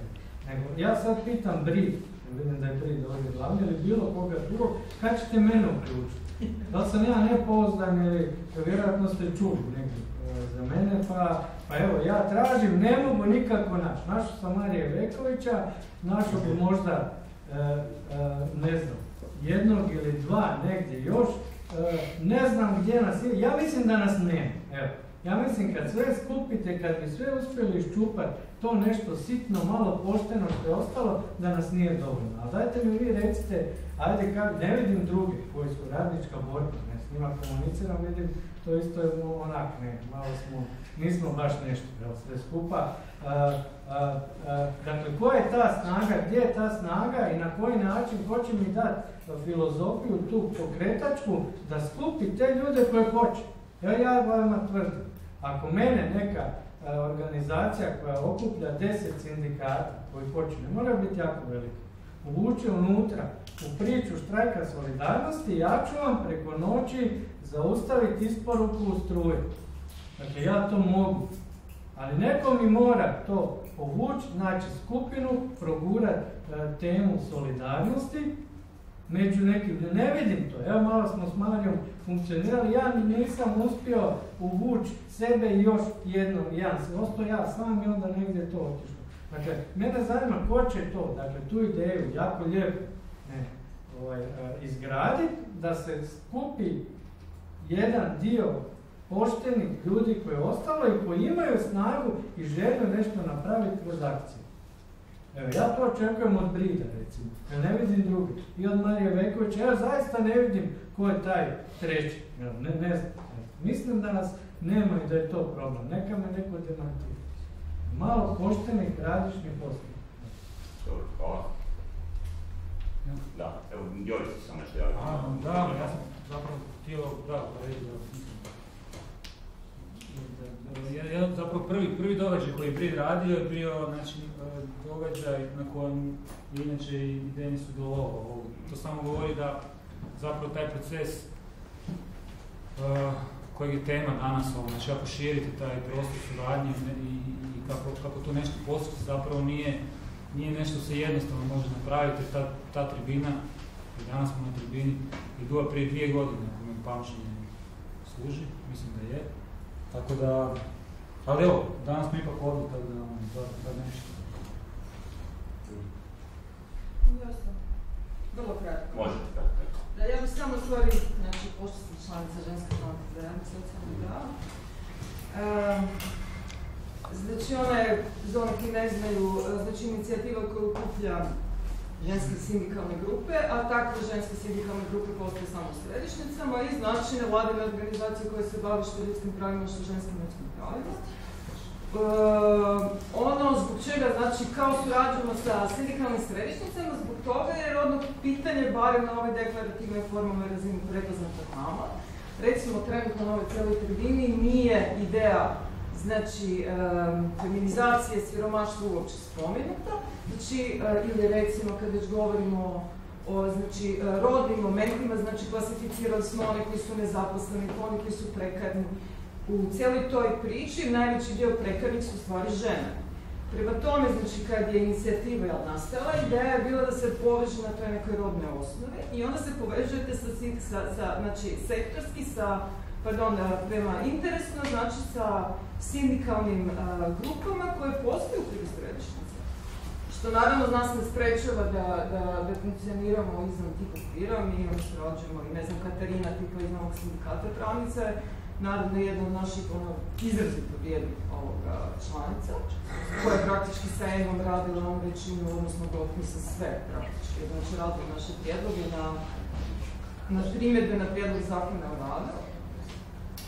I da, onako kažem, ja bi nekak, kako bi rekla, znači činjenica da su nas sindikalne središnjice odbile je u stvari, mi ih nismo tražili dopuštenje naravno, a u stvari taj moment je dokaz da su nas prepoznali kao konkurenciju. Znači, mi u stvari s njima ne surađujemo na toj razini, mi surađujemo sa ženskim sindikalnim grupama i onda jednostavno pokušavamo unutar tih konstelacija vidjeti do kuda se, na koji način i kako može. I u principu radimo ovo što, kako bi rekla, se radimo i dalje. Znači, to je očević, to je naprosto, nije da mi ne znamo s imamo posla, ali naprosto ako postavite agendu rodnu, onda znate s kim možete krenuti nešto raditi. To su središnjice jer su one uspjele, znači, formirati svoj ženskim sindikalnim grupom. Hvala. I za kraj Marija. Pa ja ću biti užasno kratka, samo htjela Denisova zapravo intervencija me ponukala da kažem, znači da naglasim zapravo koliko mislim da je bitno imati strpljenja zapravo u izgradnji bilo kakvog koraka naprijed ili bilo kakvog činjenja, bilo kakvog pomaka u ovoliko devastiranoj situaciji. Znači, činjenica je da, ne znam, ova tribina o kojoj je Jovica govorio je bila prije 2 godine. Međutim, evo, sada se dogodilo već neki pomak da 2 godine poslije mi imamo još 1 ili 2 osobe u svojoj neposrednoj okolini na koje možda možemo danas sutra računati. Mislim, to možda zvuči kao jako malo, ali činjenica je da ovo što smo govorili danas više puta naglašavali, da bez neke edukacije koja se ne provodi, a koju treba opet na svim razinama uvesti, a za koju smo mi još uvijek prilično nejak akter da bismo to sustavno radili, znači da naprosto okupljanje na nekoj najnižoj razini i dakle, poticanje ljudi da se zalažu, dakle, uključuju u borbu za neka svoja prava, da je naprosto dug proces. I ne znam, mislim da bismo možda trebali biti strpljiviji i možda naprosto kao više easy going prema sebi u su nekim očekivanjima. Hvala. Još neko točku ili je ovo bila točka? Ajmo Štiviću. Evo ovako, znači, ja bi sad onda završio sa svojim službenim dijelom, zahvalio bi svima što su došli, jako mi je drago što je bilo ovako puno ljudi, drago mi je što je puno ljudi ostalo do kraja, što znači da ovo sve skupa bilo zanimljivo. Diskusija je isto bila zanimljiva i ponavljam, znači s ovim diskusija ne staje, nego se samo preselimo se na drugo mjesto. Hvala svima i vidimo se na jesen.